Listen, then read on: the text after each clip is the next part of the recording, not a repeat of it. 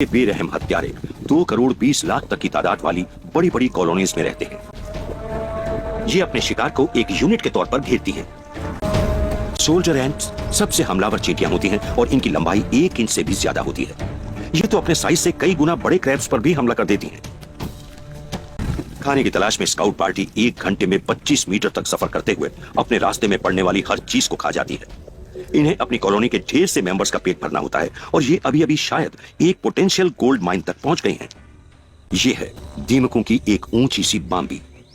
इनके ऐसे किले जमीन में 5 मीटर तक की लंबाई के हो सकते हैं। इनके अंदर 12 सेंटीमीटर लंबी एक क्वीन होती है। अगर चींटियां उसे ढूंढ पाएं तो ये किसी शानदार दावत से कम नहीं। इन्हें बिल में जाने का रास्ता मिल गया है। धावा शुरू हो गया है। ये फौरन ही फेरोमोन छोड़ने लगती हैं। ये इनकी फौज के लिए युद्ध शुरू करने का एक संकेत है। दीमकें मरते दम तक अपने घर को बचाती हैं। एक सैनिक दीमक अपने सिर को जमीन पर पटककर बाकी सबको चौकन्ना कर देती है और पूरे घोंसले में जैसे इमरजेंसी का ऐलान हो जाता है। बॉम्बी के बीच वाले हिस्से में टर्माइट वर्कर्स बड़ी तेजी से अपनी क्वीन को बचाने के लिए एक दीवार बनाने में जुट जाते हैं। उसके बिना तो ये पूरी कॉलोनी ही खत्म हो जाएगी। दीमकों के सलाइवा में एक ऐसा तत्व होता है जो मिट्टी और लकड़ी के साथ मिलकर कंक्रीट जैसा सख्त हो जाता है। इससे बने अंदरूनी हिस्से को बेध पाना नामुमकिन है। सुरंगों में ऊपर जबरदस्त लड़ाई शुरू हो चुकी है। दोनों ही कीड़े अपने सबसे खतरनाक हथियार का इस्तेमाल करते हैं। ये है मैंडिबल्स।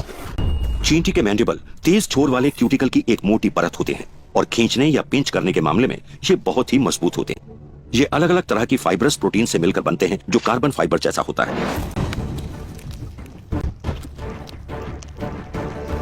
हालात शायद चींटियों की फौज के हक में हैं।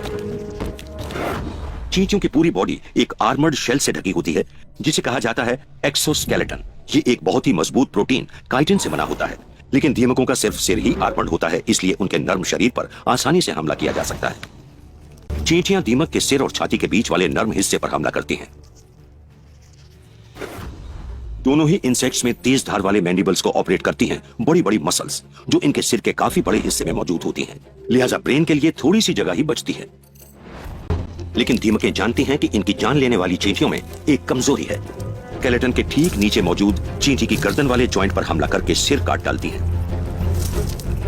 जमीन में गहराई पर दीमकों को एक और चीज का फायदा मिलता है, सुरंगों का।